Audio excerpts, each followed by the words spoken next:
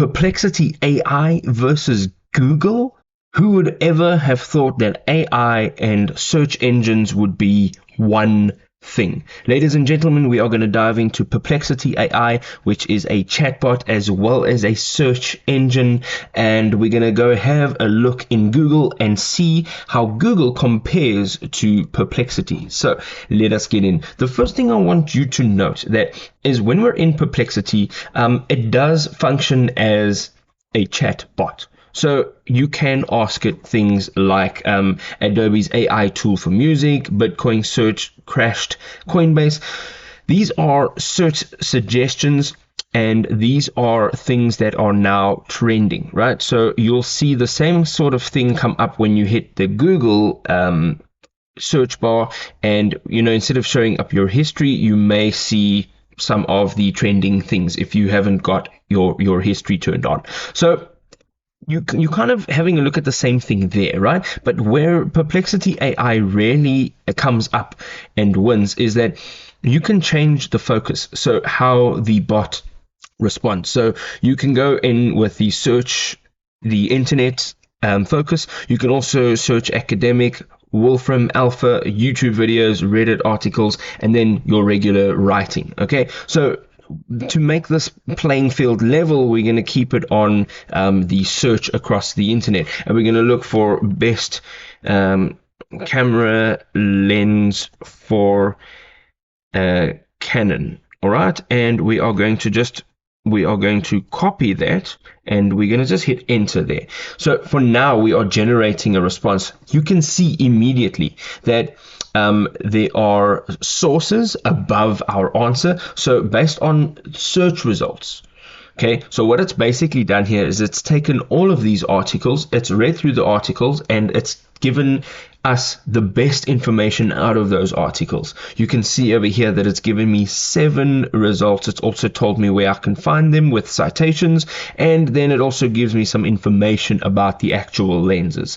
Okay, what we can also do here is we can add additional follow-up questions. So what is the difference between Canon EF and RF lenses? We can go ahead and ask that, right? And I'm going to go into Google now, and if we are pasting best camera lenses for Canon in Google, you are going to see pretty much the same sort of results, but this is where it differs. Now we are using Google's generative AI, which is currently an experiment.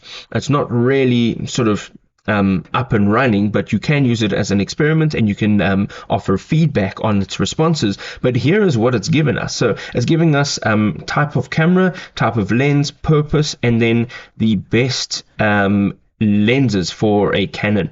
You can see over here that it's given me also quite a few options, and you also get that follow up option where you can go ahead and ask it additional questions, such as over here we said what is the difference between these two lenses, and we can go in here actually and we can type it in here. Now additionally, it does also offer its regular search results. So you've got videos, you've got articles, you've got people also asked, which is related questions, and the generative AI in Google is actually also embedded in the people also ask section. So you can actually go ahead and continue to ask additional questions there. You get your articles again, and it's as follows, like you would normally do your Google search, just the generative AI is implemented in there as well. So we're going to go ahead and we are going to search that question, that additional query that we had, and again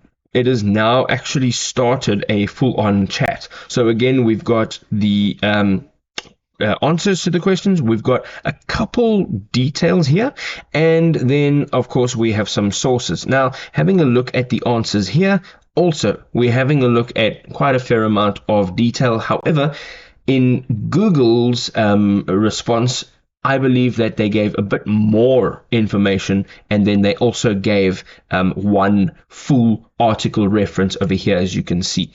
So again, you're having a look at the comparison. They also give you a fair amount of information. Let us try a completely new query though. Let's go and see if we can find something trending. So what is the latest lineup for the Grand Prix? Okay, and we're going to copy that. I might be out of season, but it's going to now give us the latest lineup for the Grand Prix. So you can see over here, it's given me F1 drivers, top drivers. It's given me the teams. It's also given me the calendar, which is absolutely fantastic. And then it's given me those extra queries that we can put in there. So we're going to go ahead and we're going to double click here. We are going to now put that in here into Google, and we're going to see what we get. So you can see we get the Formula1.com official website, where we can actually go in and find out what is happening in this lineup. It is also actually one of the sources in Perplexity AI. So pretty much giving the same results. And again, you have some follow-up questions over here. Again, you're going to go down, you're going to see the normal results from Google. Now, this is where the difference comes in. Everything up until now is pretty much kind of being the same, right? If you really want to fine pick it, you'll find small differences. But really, in general, on a larger scale, it's really pretty much the same. What we are going to look at now is, first of all, what Perplexity AI has and what Google has not. So if you're just going straight into your Google homepage, google.com, you will not have any generative AI chatbot opportunity to just generate full-on plain responses. So if you're going in here and you're changing the focus to writing, you can go ahead and you can paste that same question in there, and you'll get not sources and citations, but you'll get information, right? Let's say we want to create something like an essay or something like that with this sort of text. So you can put in a command there, write an article about the latest lineup, right? So this is just writing again. So it's not going to be giving me any sources or anything, but basically this is what it's going to be giving me. And going into Google, I can't do that. What's more is, after I've done this, I can go and class or collect all of these chats that I've just created. So we've got this one over here, and you can add it to the collection. Let's create a new collection over here. We're going to just say Grand Prix, and let's just copy that for now, and we can change our emoji, put a description in there, and then you can also add an AI prompt. So you can type in there like, I want to write articles about various topics, or whatever the case may be. But this will basically allow you to create an outline as to what your bot is going to be responding with. So we've now created this collection, and you can now add these articles into this collection.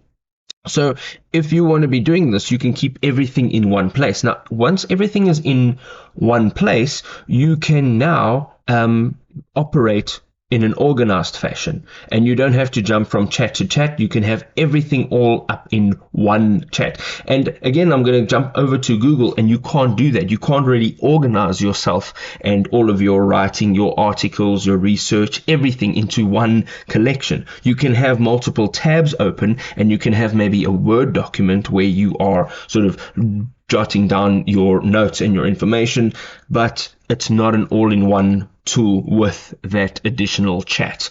And I know you can get some extensions that you can use to actually use on your browser, but it's just not going to work the same way. So in the end, even Perplexity being a free version that I'm using now with an upgrade of $20, the free version is outranking Google as we speak. So if you are looking for an all-in-one search engine as well as a chatbot, Perplexity AI is the place to be. What do you guys think? Am I right? Am I wrong? Leave your comments down below. We'd love to hear from you. We'll see you in another amazing video. Cheers for now.